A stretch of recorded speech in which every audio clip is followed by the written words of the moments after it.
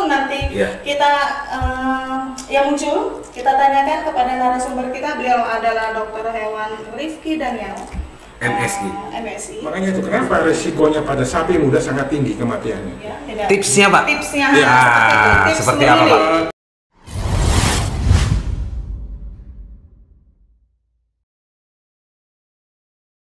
Assalamualaikum warahmatullahi wabarakatuh. Selamat pagi dan salam sejahtera bagi kita semua.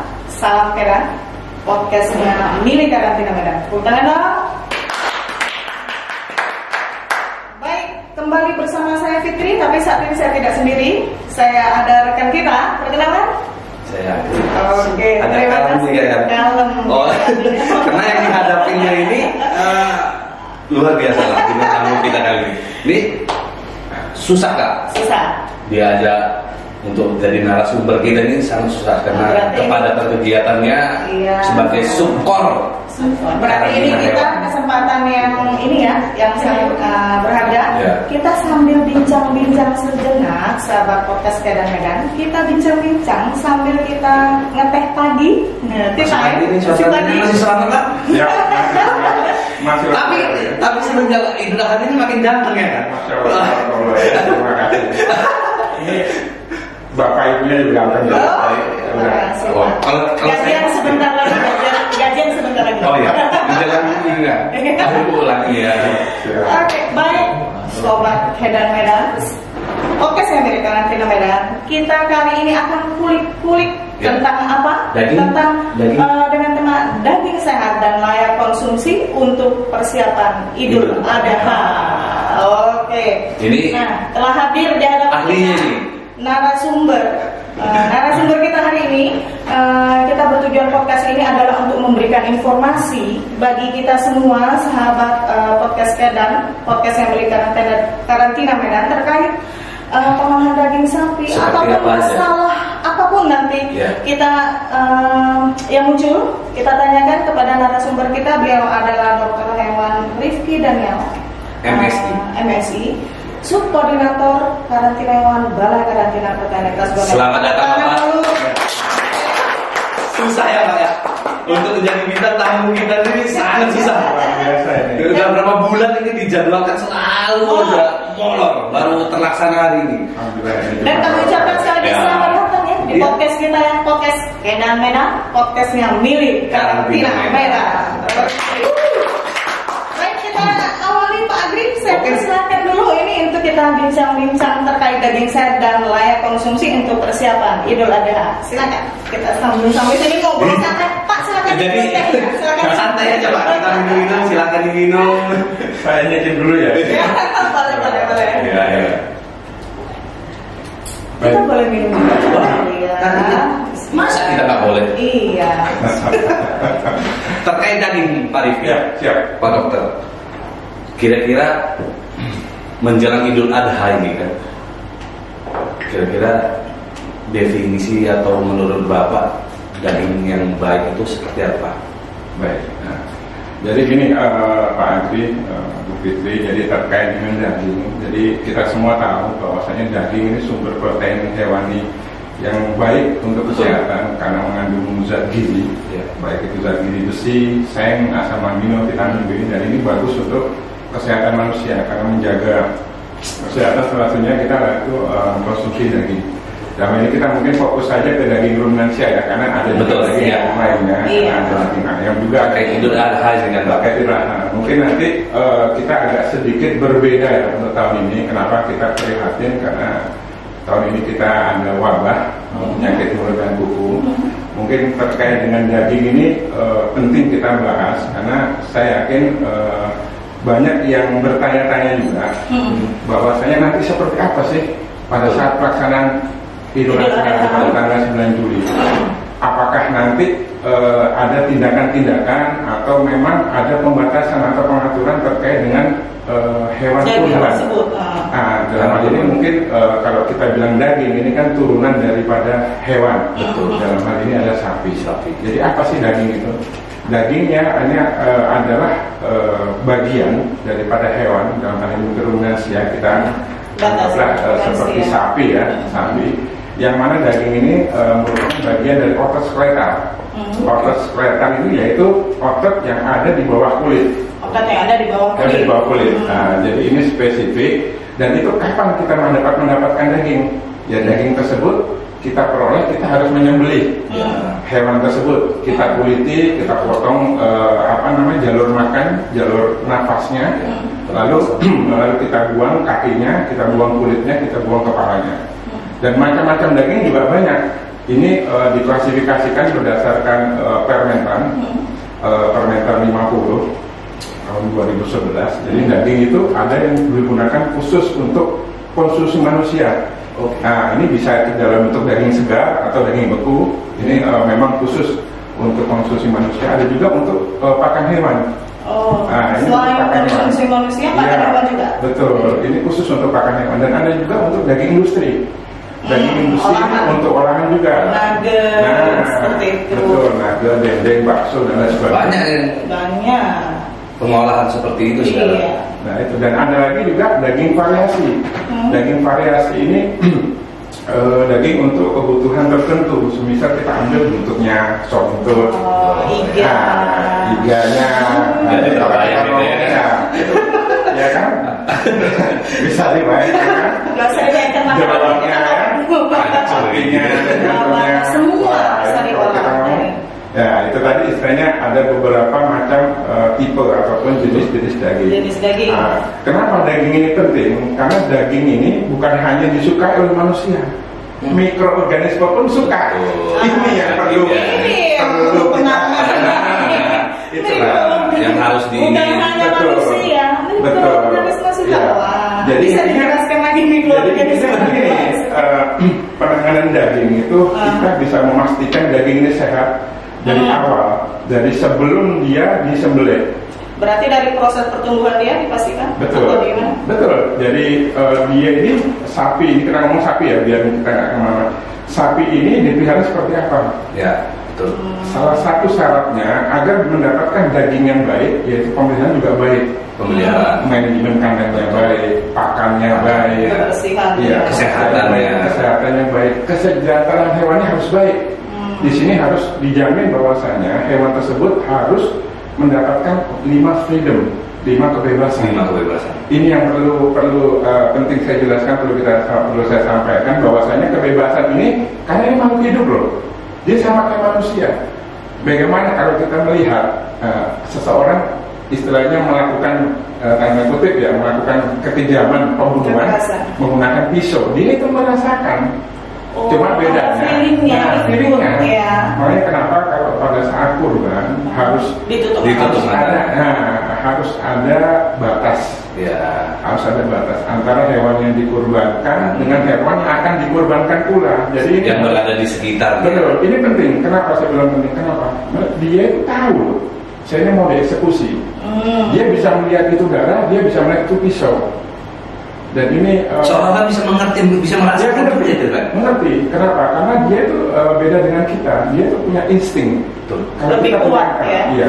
Makanya kenapa kalau kita lihat ya di daerah-daerah ataupun di pedesaan itu kenapa sih ada sapi yang ataupun hewan kurban yang liar? Karena itu ketakutan. Dia stres. Bahkan sampai ada yang lepas. Bahkan ekstrimnya. Kadang itu saya melihat di beberapa daerah ya.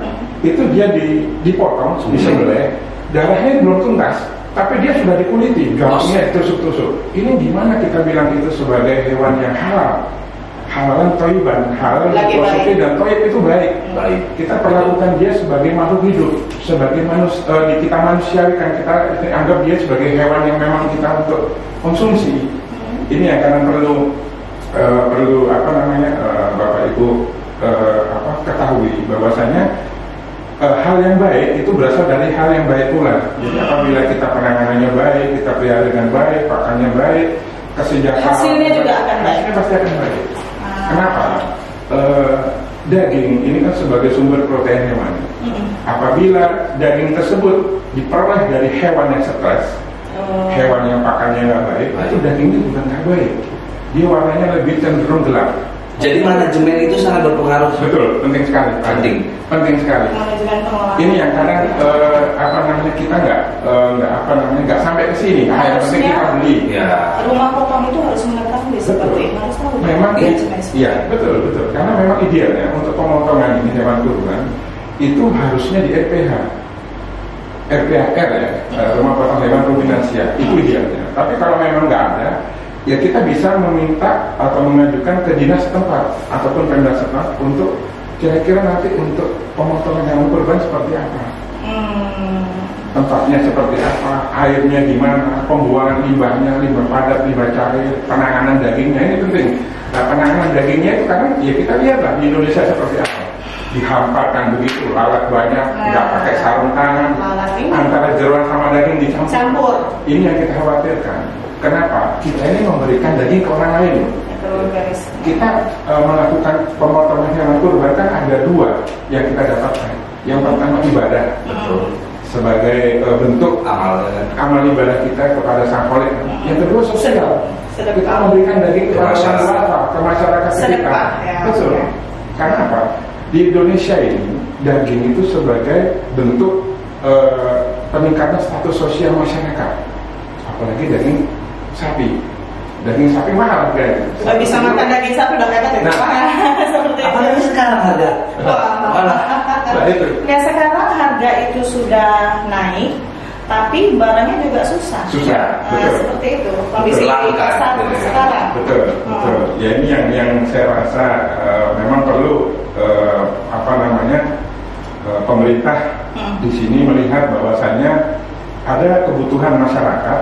Di satu sisi juga ada pengaturan ataupun pembatasan lalu lintas terkait dengan hewan kurban tersebut, khususnya di daerah wabah, yang tertular dan yang terduga.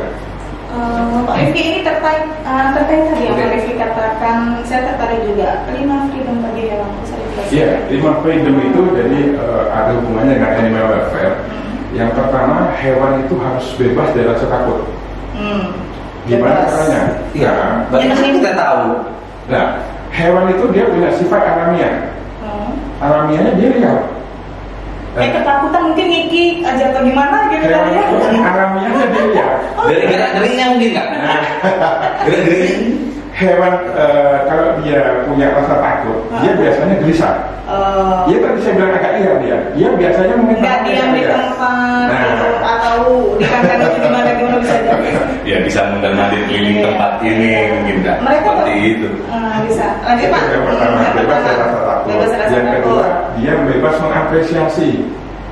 Apresiasi dia mau ngapain aja silakan. Jangan dilarang. Dia mau berarti nggak harus diikat itu ya Pak. Ya telurnya itu ya kalau harus dilepaskan.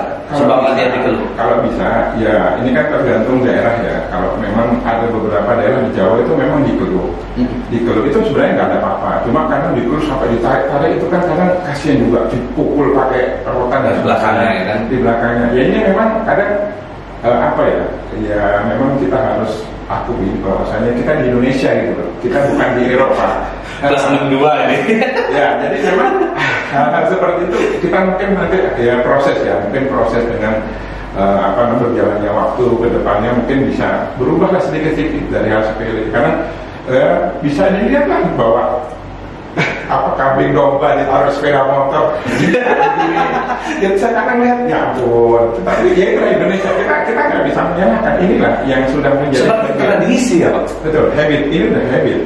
Jadi istilahnya kebiasaan yang mungkin kita mau berubah, tapi ini mungkin perlu waktu ya, karena kita nggak bisa. Tidak semudah itu juga. Semudah ini perlu proses. Minimal kita ada edukasi ke mereka. Seperti edukasi itu yang susah. Ya, ini yang perlu kita sampaikan. Walaupun hal-hal yang sepele-sepele, kayak contohnya kayak kita nih, semisal motong hewan kurban. Kalau saya lihat di desa-desa di beberapa daerah itu kan langsung dibanting. Kan kasihan itu, dibanting nggak pakai alas. Kalau sementara kita sudah ada ininya kan, tertibnya untuk penyembelihan hewan kurban seperti itu. Syarinya sudah ada, maksudnya seperti ini, dibacain doa dulu, ditakdirkan dulu apa ya. Betul. Aduh, Pak Gary tadi yang freedom, ini saya tertarik sekali dengan freedom bagi hewan ini. Bukan hanya manusia, ternyata juga hewan. Itu masih dua tadi. Ya, rasa takut, berikan rasa aman. Iya, takut, tidak boleh stres, dan dia harus mendapatkan nutrisi. Jangan sampai hewan kurus, jangan sampai dia kelaparan. Jadi harus ada nutrisi yang sesuai. Terus yang keempat, dia harus punya rasa bahagia juga. Bahagia gimana? Yang namanya hewan kan kita bisa melihat hewan ini senang apa enggak. Semisal kalau burung, kita ambil burung yang gampang aja. Dia kalau semisal dia senang, dia bahagia, dia akan ngoceh.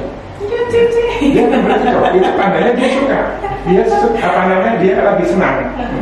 Nah kalau semisal sapi, kita bisa melihat dari cara tingkah lakunya, makannya baik, minumnya baik, nutrisinya baik, itu kelihatan. Jadi ya hal-hal sepele ini yang memang perlu kita jaga.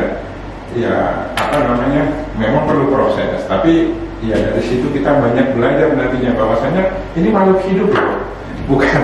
Bukan yang tetap ini benda mati, dia punya feel, insting, rasa. Apalagi kalau mau menjelang Idul Adha, itu kalau takbiran, itu kalau teman-teman lihat itu dia pasti menangis. Ya, saya perhatikan mulai ya. Coba, susah. Coba kita lihat. Menjelang hari ini direkam. Saya melihat itu mungkin dia sebenarnya ikhlas untuk dikorbankan, karena memang sudah ada perintah ya dari Allah untuk hewan-hewan tertentu yang memang bisa dikorbankan. Namun sebelum dia menghadapi ajalnya, inilah yang mungkin perlu kita menjaga perasaannya. Ya, perasaan ternyata bukan hanya manusia gitu ya. Nah, kalau binatang, katakan hewan, maaf ini bukan binatang, hewan, itu kan dia mempunyai nyawa. Cuman bedanya dia tidak ada akal pikiran seperti manusia. Dia memiliki insting. Ya. Nah, seperti itu kan. Seperti ini juga Pak Riki kan salah satu subkoordinator bidang karantina hewan ini. Terkait lalu lintas ini Pak, ya kan sekarang sudah masuk ke Sumatera Utara ini PMK, ya kan. Kira-kira menurut Bapak persyaratan apa saja yang harus dipenuhi untuk dilalu lintaskan? Baik, jadi untuk persyaratan di sini memang ada beberapa persyaratan, baik itu persyaratan dokumen dan persyaratan teknis. Intinya kalau memang daerah itu termasuk daerah wabah, jadi tidak ada lalu lintas di sana. Jadi tidak ada pengeluaran dan pemasukan. Harus kita keluarkan. Sumatera Utara sendiri sudah ada edaran apa? Di Sumatera belum ada edaran, tapi sudah karena hanya beberapa kabupaten kota saja yang memang ada dugaan positif. Yang awalnya dugaan ya, karena dugaan ternyata sekarang sudah positif. Yang pertama di Kabupaten Deli Serdang, di Langkat, di Asahan, Batu Bara, dan Kota Medan. Ada 5. Ada 5 kabupaten ini sudah. Cepat ya Pak? Cepat sekali. Info terakhir itu di Langkat dan di Deli Serdang. Ternyata sudah ada 5 sekarang. Sudah ada 5. Batu Bara dan Asahan itu sudah dinyatakan positif PMK. Ini kita ngomong Sumatera Utara ya? Ya, kita ngomong Sumatera Utara.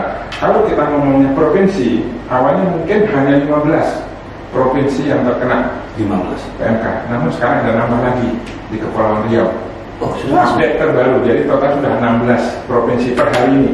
Jadi inilah yang sama-sama kita jaga. Betapa cepatnya penyebaran virus PMK ini luar biasa. Memang untuk kejadian kasusnya itu memang morbiditasnya tinggi sekali. Tapi alhamdulillahnya mortalitasnya rendah. Kenapa? Karena di sini pemerintah bekerjasama dengan instansi terkait, dengan kepala daerah, dengan langsung turun gercep untuk menangani. Dan mudah-mudahan saya berharap jangan sampai menyebar lagi lah. Ini yang harus kita jaga sama-sama. Dan ini bukannya hanya pemerintah saja, semua pelaku usaha pun ya harus bisa sama-sama kita bersinergi. Jadi sama-sama mengamankan, bukan malah menyebarkan. Ya ini yang perlu kita sama-sama tingkatkan untuk kerjasama ke depannya kan. Ya, dokter Rifki. Jadi PMK ini kan morbiditasnya sangat tinggi ya. Tingkat penularan ini itu sangat cepat. Betul. Alhamdulillah mortalitasnya tidak setinggi. Oke, tingkat kematiannya rendah. Nah, menjelang Idul Adha ini Pak, jika yang dikurbankan itu terkena PMK. Tanpa kita tahu. Ya, tanpa kita tahu nih. Iya. Ya kan namanya Idul Adha ini orang berbondong-bondong untuk berkurban. Iya, betul. Banyak. Tanpa kita ketahui. Betul. Ya kan? Kemudian disembelih. Apakah layak daging ini dimakan? Kalau untuk PMK ini saya baca beberapa literatur, jadi nggak ada masalah untuk dagingnya. Pengolahannya tidak ada masalah. Nggak ada masalah. Walaupun kita diagnosa itu udah positif PMK, jadi dagingnya aman untuk konsumsi. Daging saja. Daging ya. Daging. Saya kategorikan daging. Hanya bilang ke daging. Daging. Belum yang lain ya? Tidak yang lain. Ya, karena ada tulangnya. Ya, karena kalau kita ngomong jeroan ini tempat predileksi paling tinggi mikroorganisme. Mikro. Iya, kenapa saya bilang jeroan ini? Karena di dalam jeroan ini semua mikroorganisme kumpul. Baik mikroorganisme flora normal yang ada memang dia nggak ada masalah, dia nggak mengganggu kesehatan. Baik yang ada dalam ruminansianya sapi ini sebenarnya nggak ada masalah. Namun ada mikroorganisme yang justru itu menyebabkan gangguan kesehatan yang kita nggak bisa ketahui karena kita nggak nampak. Dan daging pun, ya daging pun itu boleh dikonsumsi, namun harus melakukannya dengan pemanasan yang well done, yang betul-betul masak betul, masak bagus. Ini biasanya tukang masak nih. Maksudnya berarti untuk saat sekarang ini ya sahabat Kedan ini kita pastikan untuk amannya kita konsumsi daging aja. Untuk jeroan lainnya dihindari dulu. Selagi kasus PMK ini masih ada. Karena jeroan saya juga nggak berani tulangnya juga. Tapi kalau dagingnya masih bisa. Ya. Seperti itu Pak. Seperti itu. Sepanjang jadi masih bisa dikonsumsi ya. Sepanjang jangan setengah matang 100%. Iya, matang karena kan begini. Kalau rendang kan matang banget.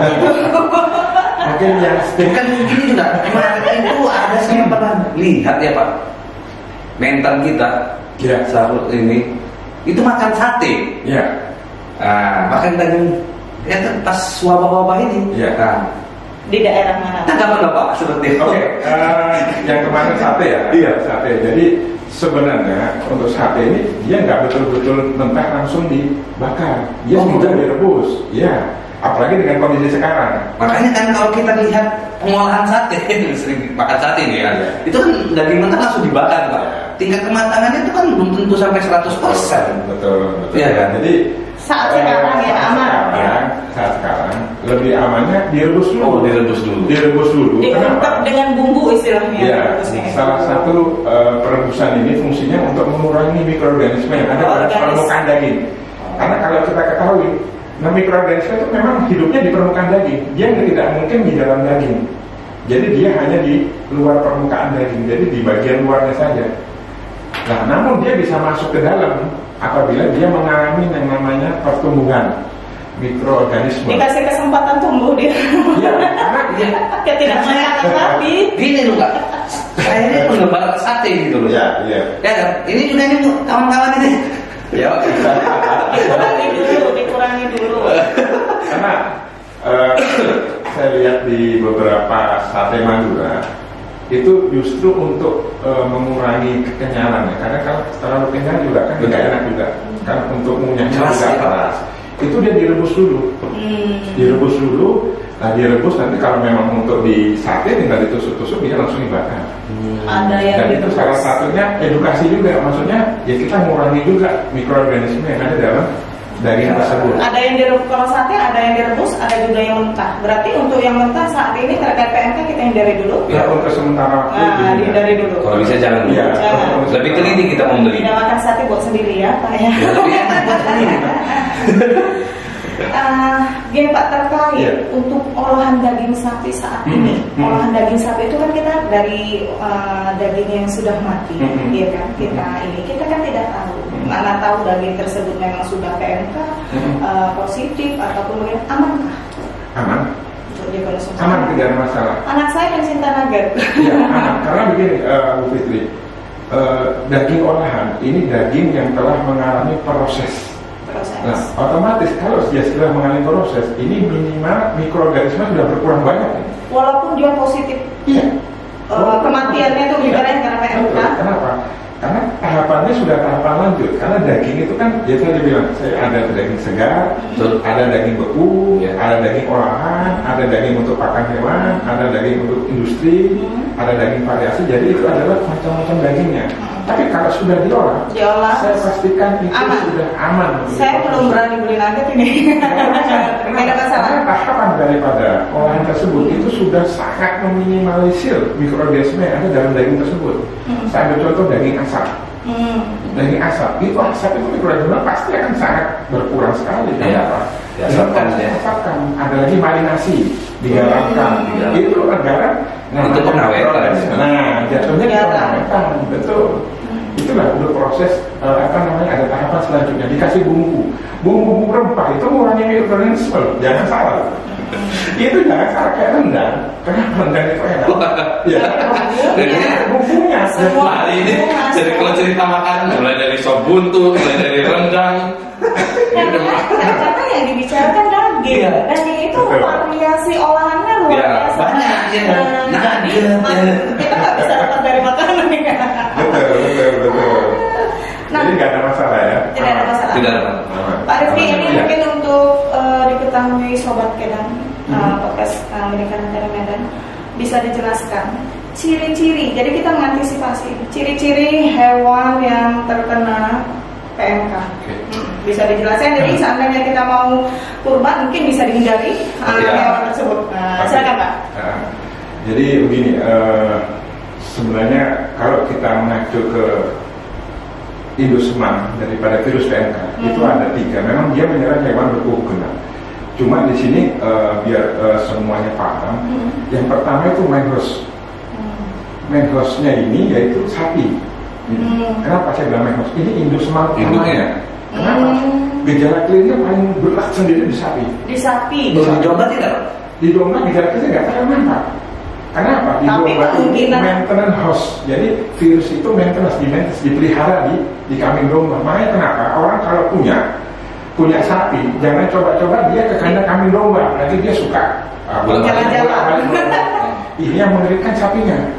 Kenapa? Sapi ini Indoseman yang paling terkena dampak berat kena virus PMK. Yang pertama gejala klinisnya yang jelas, pertama nafsu makan berkurang. Ini yang awal-awal. Kita masih cerita step-step ya, Pak, bisa dijelaskan masa inkubasinya itu kan 2 sampai 14 hari. 2 sampai 14 hari. Tapi biasa berlatannya sekitar 4 sampai 8 hari udah muncul. Yang pertama nafsu makan pasti menurun. Yang kedua demam. Dia demam sampai 40 derajat, 41 bahkan ada yang sampai, karena dia saking panasnya dia hanya rebahan. Karena dia nggak bisa menahan kondisi tubuhnya yang sangat panas.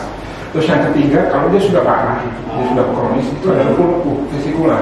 Dia gampangnya sariawan ya, sariawan sehingga dia hipersalivasi, dia muncul bui-bui di dalam bagian mulut. Dan lepu-lepu ini kadang dia menyebabkan dia nggak mau makan, karena dia makan sakit kan. Jadi sariawan parah. Betul, sariawan parah. Jadi kesannya kayak dia makan itu jadinya panas di dalam lidahnya. Nggak nyaman. Bahkan ada di beberapa kasus di beberapa daerah yang sudah wabah itu di daerah Asia bagian sampai kukunya lepas. Bisa dibayangkan kukunya lepas. Karena dia itu mengerosi. Erosi itu kan dia merusak jaringan epitel. Karena sifat daripada virus PMK-nya epiteloid. Epitelnya jadi epiteltrofik. Jadi dia itu menggerogoti epitel yang ada dalam kulit. Sehingga kulitnya ini erosi, lepuh, lepas. Maka menyebabkan kematian. Ini pada sapi. Kalau pada kambing domba dia hanya mungkin lesinya kecil di dalam kulit. Iya, tidak nampak. Nggak nampak. Karena apa? Dia termasuk maintenance host. Jadi dia ini sebagai, kalau kita bilang jahatnya dia penyebar lah dari kambing ke sapi. Tapi kan kita nggak bisa lihat. Saya sebagai bisa dibilang vektor. Kalau vektor enggak lah, karena kan secara dia justru bukan vektor, tapi dia justru menyebabkan penularan. Menularkan kembali. Iya, beda lagi dengan babi. Kalau babi amplifier host, dia justru melipat gandakan virus ini. Waduh, berarti lebih jauh kan ini? Ini lebih pak di babi nggak kelihatan, di babi fine-fine aja. Kalau seperti itu bisa dikatakan kan bahwasanya kalau manusia berarti daya tahan tubuh si domba ini lebih tinggi dari sapi atau bagaimana? Jadi kalau daya tahan bisa juga karena posisinya kambing domba ini, walaupun dia berkuku genap, tapi dia lebih tahan terkait dengan si domba ini ya. Iya. Tapi kalau dia menyerang ke sapi, makanya kenapa resikonya pada sapi muda sangat tinggi kematiannya. Karena kekebalannya belum sekuat sapi dewasa. Tingkat kematian yang ada di Indonesia pada sapi itu tertinggi pada sapi muda. Anak sapi, anak-anak. Sapi muda. Baru pagi ini tadi saya lihat bayi anak sapi baru umur 5 hari itu mati. Betul. Mati. Iya. Benar positif PMK. Betul. Karena itu tadi Pak, karena posisi sapi yang muda ini secara imunologis dia tidak sebaik sapi yang dewasa kekebalannya. Jadi ini yang mungkin perlu pencermatan kita semua terkait dengan isolasi yang mana terjadi apabila ada dugaan gejala klinis yang muncul. Jadi cepat dilakukan isolasi. Jadi gejala klinis yang jelas terlihat Pak pada sapi itu ya pada mulut dan kukunya ya Pak ya? Iya, jadi spesifik untuk PMK, gejala klinisnya itu dia hanya terdapat pada bagian kepala di moncong, di lidah, berliur berarti ya Pak ya? Hipersalivasi dia berbuih. Kenapa dia berbuih? Karena lidahnya ini erosi sariawan, jadi dia itu merangsang salivanya untuk mengeluarkan cairan. Karena kan dia kan nyaman. Makan pasti berkurang. Pasti. Kalau sudah seperti terkena makanannya, ya langsung letrot. Itu di daerah muka ya, di daerah muka, lidah dan moncong ya. Belum lagi di kaki. Ini spesifik. Di kaki itu spesifik. Yang kelihatan. Dan spesifik lagi pada sapi perah. Itu dia diambing. Itu diambingnya itu lepuh-lepuh, vesikulanya luar biasa dan itu sakit sekali. Sangat sakit sekali. Makanya kenapa terapi suportif itu penting. Salah satunya dengan menggunakan chloramphenicol, menggunakan penicillin, dan kalau ada luka-luka itu ya kita kasih sulfur oksid lah, atau kita gunakan cairan iodin ya. Obat untuk penanganan sapi yang terkena PMK. Iya, betul. Karena untuk selama ini penanganan PMK efektifnya vaksin. Tapi vaksin sedang dibuat oleh rekan-rekan di pusat. Mudah-mudahan bisa segera selesai dan bisa diaplikasikan. Dan ini mungkin yang nantinya akan berefeknya luar biasa karena ya pencegahannya untuk virus ya punya vaksinasi. Nggak bisa dengan menggunakan yang lain. Ya hanya terapi suportif aja. Nah, berarti ini kan kita sudah menjelang Idul Adha. Berarti kepada masyarakat awaslah dalam memilih daging kurban. Sebelum dijawab Pak, sebelum dijawab kita minum dulu Pak. Kayaknya sudah. Kita break dulu biar nanti ini bahasa lebih seru ya. Baik, silakan.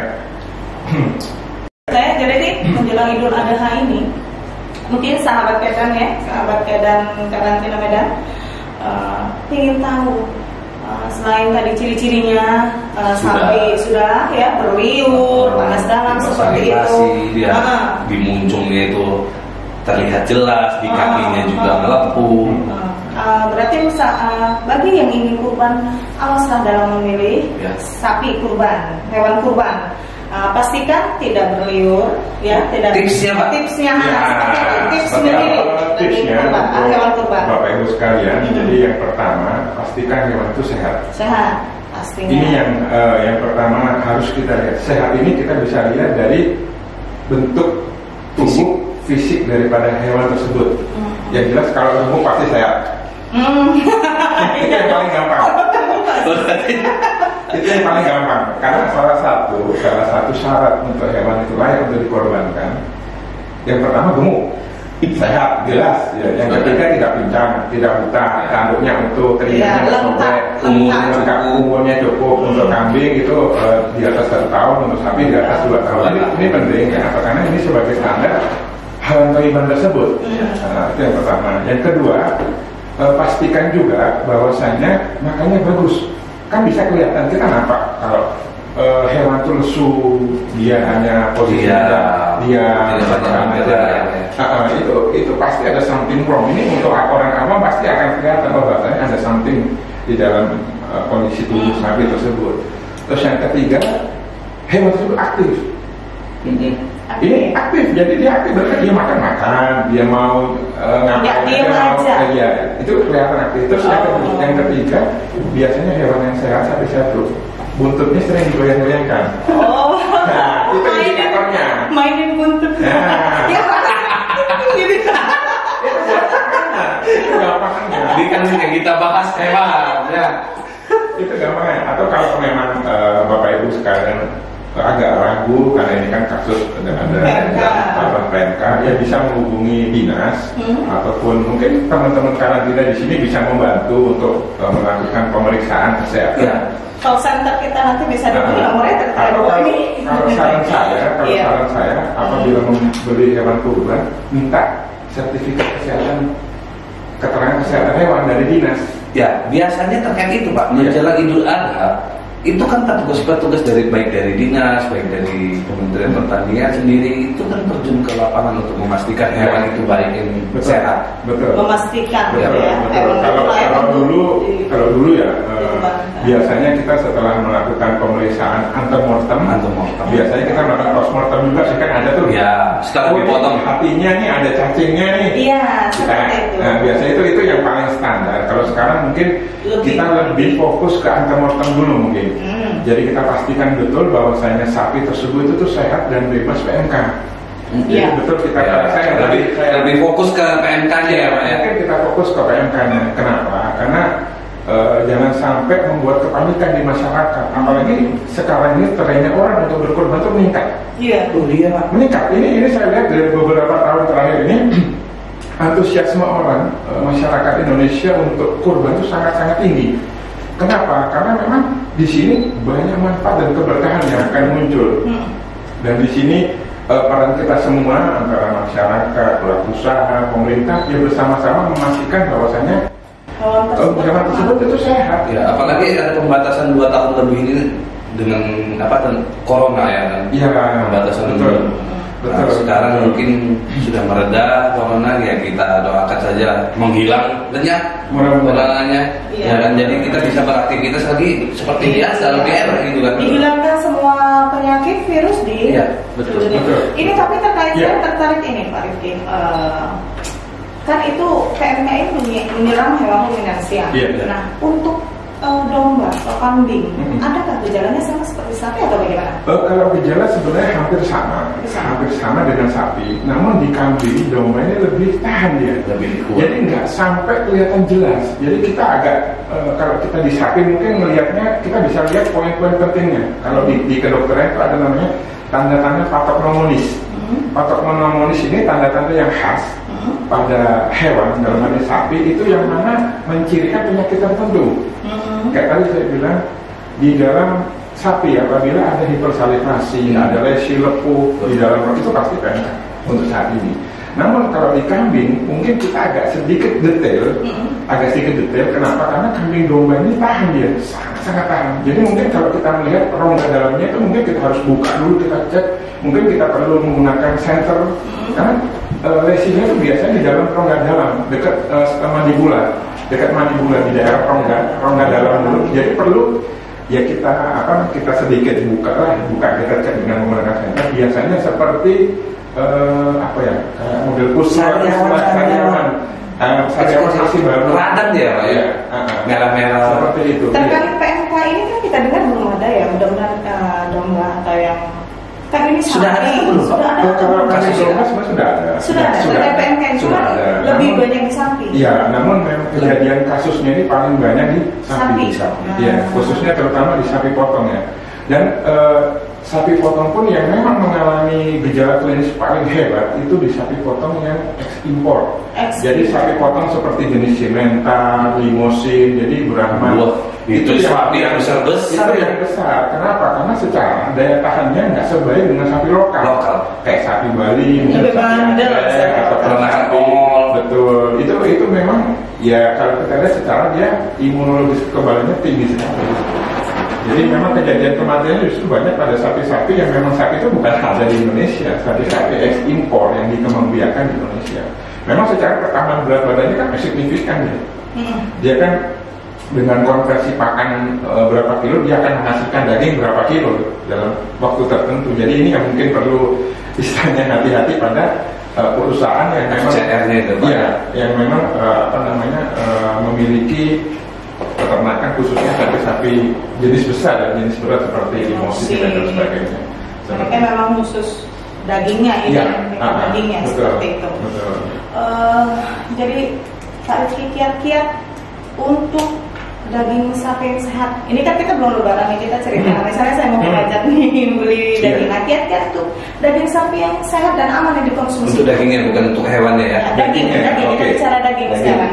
Bentuknya gitu. Ya, ini mungkin untuk ibu-ibu yang di pasar mungkin yang beli daging di seperti di pasar ataupun di beberapa tempat toko-toko penjual daging gitu ya. Iya.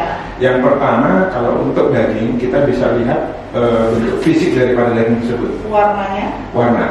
Dia warnanya cerah, segar ataupun pucat. Karena pucat di sini itu biasanya ada dua kemungkinan. Dia dagingnya terlalu lama disimpan, terus dia ditowing, dia dijual kembali, dibekukan maksudnya, atau daging ini mengalami waktu dia diambil, disembelihnya dengan perlakuan yang kasar. Jadi darahnya habis. Atau bisa jadi daging itu dari daging hewan yang sudah tua. Itu kita secara fisik. Yang kedua, kita bisa melakukan tes kekenyalan. Kalau daging yang bagus, kita tinggal tunjuk begini, dia akan kembali seperti semula. Cepat dia kembali. Dia langsung keluar. Iya, itu yang paling gampang ya, yang bisa kita lihat di lapangan. Terus yang ketiga, usahakan jangan memilih daging yang terlalu banyak air. Jadi kita beli yang segar tapi nggak terlalu banyak. Kalau banyak air itu gimana? Itu kelihatan ya Pak. Airnya itu ya. Makanya kekenyalan tersebut itu bisa nampak kalau memang dia kenyal. Ini nggak kenyal. Airnya itu kondisinya sedikit. Tapi kalau dia posisinya tidak kenyal, itu pasti airnya banyak. Airnya itu kita melihat kan ada darah itu di daging atau di mana gitu. Kalau yang di ikan dia digantung. Itu biasanya daging beku ya Pak ya. Iya. Ketika towingnya masih banyak banyak airnya. Betul. Ini kalau di pasar dia kan digantung-gantung. Makanya kenapa di sini memang masyarakat dikasih pilihan kapan kita mengkonsumsi daging segar, kapan kita mengkonsumsi daging beku. Memang idealnya kalau kita ingin mendapatkan kandungan gizi yang baik bagi mungkin bagi kita sendiri, bagi keluarga, usahakan memang daging segar. Jangan daging beku. Namun karena daging segar ini harganya mahal. Lebih mahal daripada daging beku. Yang kedua, mungkin daging segar ini karena nggak semuanya menjual daging segar. Biasanya ada kayak beberapa pelanggan ataupun langganan yang memang sudah sering kita percaya kan. Karena yang kita khawatirkan ini kan sebenarnya bukan daging itu segar atau tidak segar ataupun beku.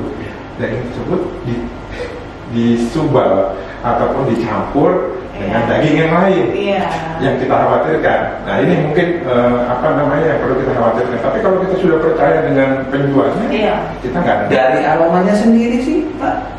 Dari aroma sebenarnya kalau memang dia itu belum dicampur itu kelihatan. Tapi kadang pengguna jasa ataupun karena penjual itu kan pintar, dia dicampur dengan darahnya sapi. Jadi ada sebagian yang seperti itu Pak. Itu memang yang perlu kita waspadai. Karena biar tujuannya sih kalau ketika waktu itu saya tanya ya biar kelihatan segar. Iya betul. Iya. Betul. Dan usahakan setelah membeli daging harus ada perlakuan selanjutnya. Kita mau olah, kita mau simpan, atau mau tujuannya langsung. Seandainya kita langsung olah. Sebenarnya kita langsung olah kita langsung olah, dan apabila ingin disimpan kembali, kita mau lihat ini olahannya mau kita apakah kembali. Misalnya kita membuat tongseng ataupun tengkleng kita pemanaskan, kita pemanasan lagi sampai betul-betul mendidih. Kenapa? Untuk memutus pertumbuhan daripada rantai itu tadi ya. Seandainya kalau kita simpan dari daging dan ngolahnya nanti aja deh kita beli stok dulu. Nah, seperti itu harus dicuci dulu kan atau langsung ke kulkas? Jadi kalau untuk diolah selanjutnya itu paling baiknya dicuci dulu, dicuci sampai bersih, dan di sini harus kita pisahkan antara daging yang ingin kita simpan dengan yang kita olah dengan jeroan. Ini kadang di sini yang kadang kita lupa, jeroan campur aja dengan daging. Ini justru yang bagus, nggak baik. Justru yang banyak itu setelah kita menerima paket dari kurban. Nah, yang sebenarnya kan di dalam plastik budaya bagi-bagi itu kan. Di situ ya pasti ada daging, ada usus, ada hati. Kalau saya gitu nerima misalnya nih, saya cuci dulu semua, terus saya rebus aja dulu semua, Pak. Itu masih harus dipisahkan coba. Iya, kita cuci semua. Kenapa? Karena begini yang tadi saya jelaskan di awal, jeroan itu masalahnya mikroorganisme loh. Masaknya juga ngerebusnya juga saya itu dagingnya. Iya. Daging itu nggak ada mikroorganisme di sana. Ada pun di permukaan. Itu pun kalau dengan melakukan pelayuan rigor mortis, itu nanti mikroorganisme akan mati dengan sendirinya. Makanya kenapa daging itu tidak boleh terlalu lama di luar suhu ruangan. Kenapa? Posisinya kalau dia di ruangan ini sangat mungkin untuk pertumbuhan mikroorganisme. Lalat yang kering. Nah, dalam hal ini kita bisa memastikan bahwasanya daging itu harus disimpan di bawah suhu 4 derajat Celcius ataupun minus, atau kita lakukan olahan, kita panaskan dia sampai dengan suhu yang memang di atas daripada 60 derajat Celcius. Berarti diingat Kak, salah satu poinnya adalah bagi sahabat Kedan, podcast Kedan ya. Ketika kita menerima daging kurban, itu memang harus dipisahkan. Harus dipisahkan antara daging dan jeroan. Karena efeknya itu mikroorganisme tadi ya bisa berkembang menular ke daging. Kemudian olahannya cepat-cepat kita bersihkan gitu. Kita cuci. Dan kalau menggunakan kemasan, semisal kayak kemasan kita simpan di kulkas, nggak mungkin daging tok gitu kan. Nah itu kalau bisa kita simpan dengan menggunakan aluminium foil, di wrapping atau menggunakan PP polipropilen atau dengan PE polyethylene. Itu kenapa? Karena di dalam daging ini kita akan melakukan mungkin kita mau buat masakan apa, kita mau buat sesuatu masakan, ini nanti dia akan mengalami yang namanya penurunan kualitas. Pasti kandungan gizinya pasti akan turun. Dia mungkin nanti akan cooking loop, jadi lebih kelihatan pucat karena dia tadi disimpan. Nah, masa simpan ini kalau dia dalam kondisi refrigerator di kulkas itu cuma 2 sampai maksimal 5 hari. Tapi kalau dia dalam freezer itu sampai 3 sampai 6 bulan daya tahannya. Seperti itu. Waduh, ini bermanfaat sekali bagi kita. Nah, ada yang mau ditanya banyak, ini yang mau ditanya. Waktunya ini silakan. Apa namanya? Produser di belakang udah korek ini. Mumpung ada ahlinya ini. Karena sangat susah ini Kak. Beliau ini sangat susah untuk diajak. Kemarin kita ada jadwal Pak Rabu ya. Pak, kita lagi ada kedatangan tamu dari Jakarta, jadi harus dulu lagi. Nah, ini kita balik. Ini tadi sudah daging. Ini kita kembali lagi ke PMK. Terkait daerah wabah, daerah tertular, daerah bebas virus, itu bagaimana antisipasinya, bagaimana apanya? Jadi untuk terkait dengan daerah, memang pemerintah menetapkan beberapa daerah yang memang daerah ini berdasarkan dengan kejadian kasus penyakit. Jadi kalau udah daerah wabah jelas, di situ ada kenaikan kasus, ada gejala klinis yang muncul dan ada kemudian lab yang memang positif daripada PMK. Itu kita kategorikan daerah wabah. Daerah tertular itu daerah yang mana dia ada lintas media pembawa dengan daerah wabah dan menyebabkan dia tertular. Mungkin di sini kalau kita bilang, kalau kita ngomong di Jawa, di Jawa itu kan lintasnya hanya lintas darat. Hanya ada satu provinsi yang masih dikategori bebas di Pulau Jawa, yaitu Provinsi DKI Jakarta. Bisa dibayangkan, semua dari Jawa itu dari Jawa Timur, Jawa Timur, geser ke Jawa Tengah, geser Jawa Barat, DI Yogyakarta, Banten, terakhir.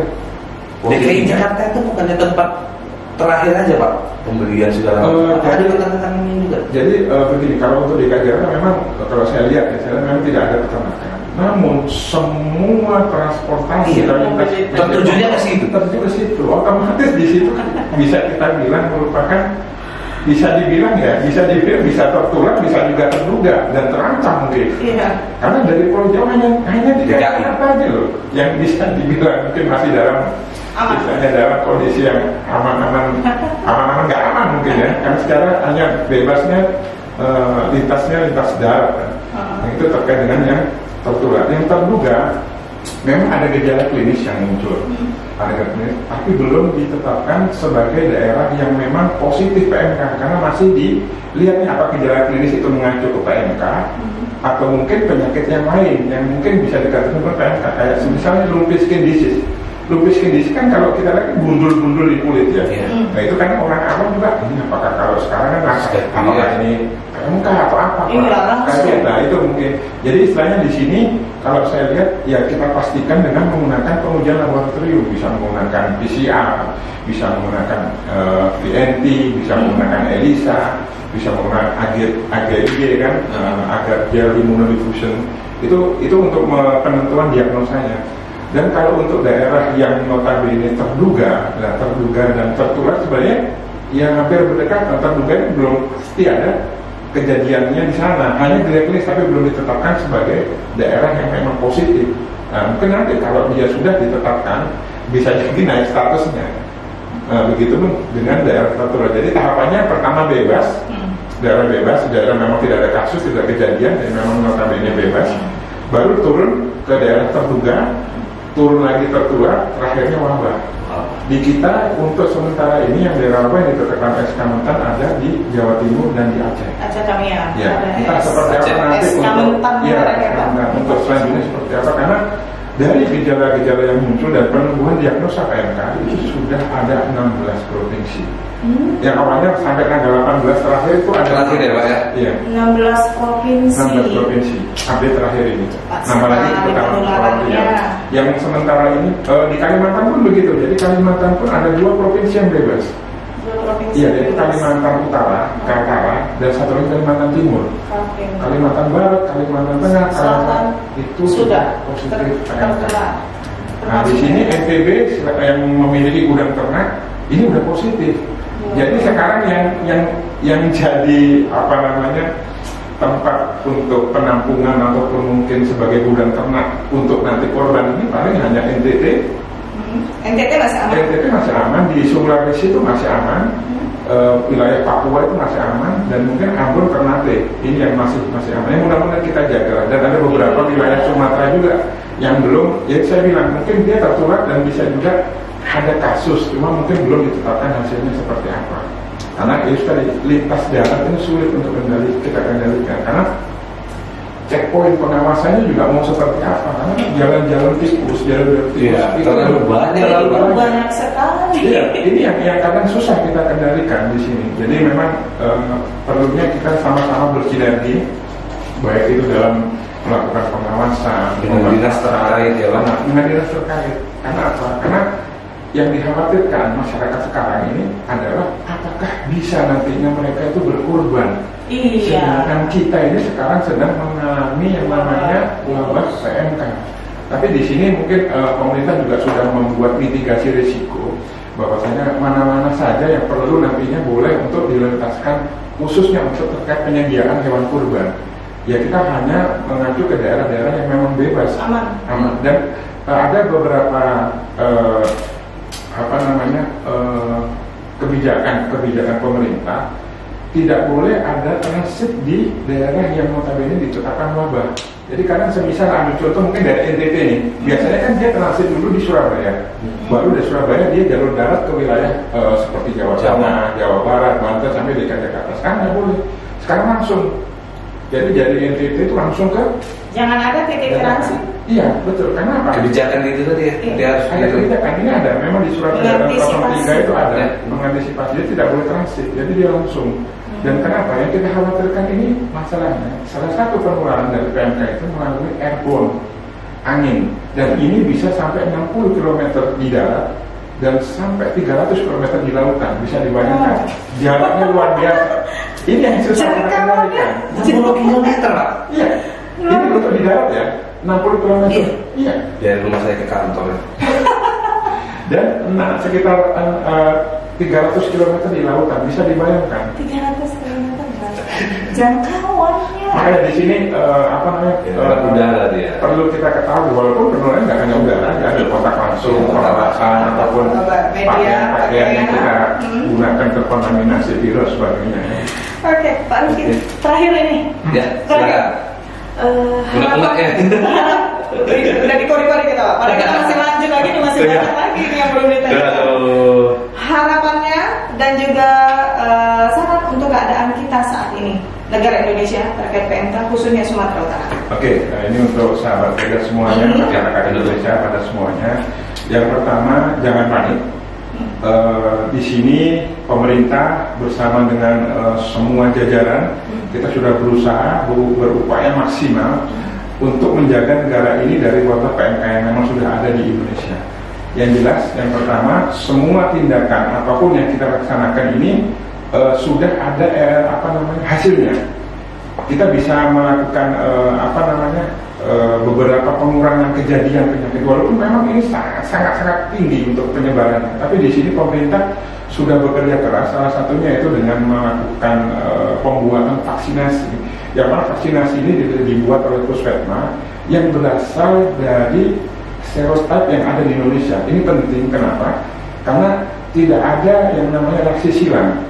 Jadi kalau kita menggunakan vaksin dari luar, itu apabila vaksin itu virusnya beda dengan ada yang di Indonesia. Itu nggak ngefek. Jadi kita memang sekarang memikirkan gimana caranya biar menggunakan vaksin yang lokal punya. Karena ini saya dengar juga katanya lebih ganas yang di Indonesia ini, Pak. Kalau lihat dari serotipnya, ya memang ini serotipnya Asia Tenggara. Jadi Asia Tenggara serotipnya AOC. Jadi ada yang serotip A, ada yang O, ada yang C. Dan ini serotipe yang memang bisa dibilang lebih daripada serotipe yang dari negara lain. Terus yang kedua, jangan khawatir terkait dengan penyediaan hewan ternak kurban, karena di sini pemerintah bekerja sama dengan pemerintah pusat dan daerah menyiapkan hewan kurban dari daerah-daerah bebas. Daerah bebas, khusus daerah bebas. Terus yang ketiga, masyarakat tidak perlu khawatir pada saat pelaksanaan kurban. Masyarakat bisa berkoordinasi atau minimal bekerja sama dengan pemerintah daerah di sini untuk memastikan bahwasanya hewan tersebut bebas dari PMK. Ya, karena salah satu syarat daripada hewan kurban tersebut sehat. Kalau apabila ada PMK-nya, walaupun baru hanya gejala klinis dan mungkin bisa disembuhkan, tapi di sini sudah tidak bisa dikorbankan. Karena harus betul-betul sehat dan usahakan harus jantan ya. Jangan sampai, kadang saya lihat ada beberapa daerah yang penting korban, Pak. Yang penting hewannya ini kan kita sudah ikhlas gitu. Tapi kan betina, apalagi kadang ada yang bunting juga kan. Ini yang mungkin perlu kita edukasikan. Ya, ini yang perlu kita edukasikan ke masyarakat bahwasanya ini penting. Terus yang keempat, terkait dengan penanganan daging, di sini juga saya perlu sampaikan ke sahabat podcast Kedan dan masyarakat semuanya. Dalam melaksanakan penyembelihan kurban, usahakan tempat daripada rumah potong hewan kalau memang memungkinkan, atau tempat yang memang ditunjuk oleh pemerintah daerah ini, sanitasi higienitasnya diperhatikan, kebersihannya. Yang kedua, terkait dengan pemotongannya harus menggunakan pisau yang memang sesuai dengan standar ketajaman. Terus yang ketiga juga usahakan yang menangani daging tersebut jangan sampai sama dengan yang melakukan pada saat pemotongan petugasnya. Ini penting. Saya lihat yang harus berbeda. Harus berbeda. Kenapa? Karena kalau sudah motong ya sudah selesai. Ini orang baru yang megang daging, dan itu pun harus dengan higienitas sanitasi yang tinggi, yang bagus, yang baik, menggunakan glove, dan kalau bisa menggunakan alasnya pun ya alas yang bersih, dan jangan sampai nanti motong garuk-garuk kepala, mohon maaf, pegang-pegang hidung, pegang telinga. Ini kan salah satu bentuk kontaminan. Ini yang nantinya akan berbahaya apabila nanti dikasihkan ke orang lain, yang notabene ke masyarakat ini. Terus yang ketiga, upayakan menggunakan kemasan-kemasan seperti kayak kantong plastik yang tidak berwarna hitam. Usahakan yang berwarna putih. Kenapa? Yang hitam ini takut nanti zat warnanya ini bisa masuk ke dalam daging tersebut. Kenapa? Ya saya bilang daging itu harus asuh, aman, sehat, aman, sehat, utuh, halal. Aman di sini aman tuh dikonsumsi, tidak ada residu antibiotik, residu hormon, residu zat kimia, itu aman. Yang kedua sehat, harus sehat. Kenapa? Ya tadi sesuai dengan syariah halal toiban. Jadi bukan yang cacat, bukan yang berpenyakitan. Ya, itu yang kita berikan ke masyarakat ya harus kita bisa pastikan itu sehat. Yang kedua utuh ini jangan dicampur. Yang kata saya bilang daging ya daging, jangan daging campur jeroan, pisahkan. Iya, karena ini nanti akan ada yang namanya kontaminasi silam. Dari jeroan akan mengkontaminasi dagingnya, sehingga dagingnya nanti yang notabene harusnya sehat jadinya kena mikroorganisme. Nah itu ada di betul. bagian lain dari terus yang terakhir itu halal. Halal ini ya sesuai dengan syariat. Dan ini proses penyembelihannya. Iya, proses penyembelihannya harus betul-betul sesuai syariat.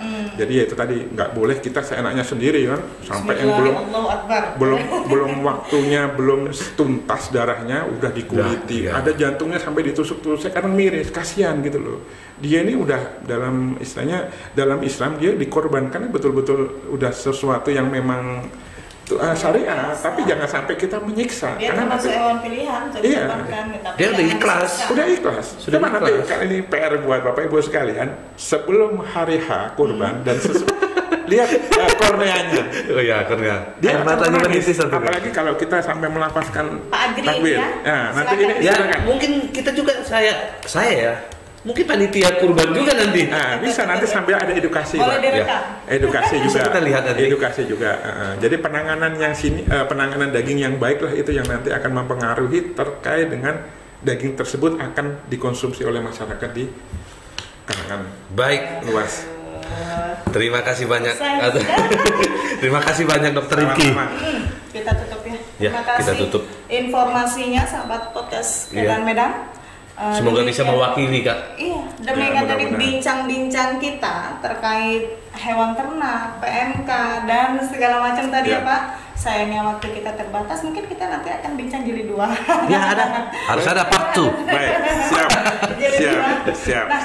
Sobat podcast Kedan Medan, kami harapkan dengan perbincangan kami tadi dapat memberikan manfaat bagi Bapak Ibu semua terkait untuk daging sehat dan layak konsumsi menjelang Idul Adha. Nah, kami juga mempersilakan bagi Bapak Ibu yang ingin bertanya, silakan hubungi di bawah sini, call center Balai Karantina Pertanian Kelas 2 Medan di bawah ini. Untuk menanyakan seputar informasi terkait kurban. Nah, di sini terkait PMK kita mari sama-sama anak negeri seluruh Indonesia sama-sama memikirkan dan memulihkan kondisi PMK ini. Karena bukan hanya tugas pemerintah. Iya, mari kita tapi stakeholder juga ikut membantu. Iya, sama-sama kita agar kasus PMK ini cepat hilang, selesai dan hewan-hewan kita sehat semua dan jangan ada virus lainnya. Oke, terima kasih atas waktunya. Mohon maaf apabila selama kami bincang tadi terdapat kesalahan ataupun kekurangan. Baik, salam Kedan, podcast Kedan, podcastnya milik Karantina Medan. Wassalamualaikum warahmatullahi wabarakatuh. Oke. Berapa menit? 1 jam.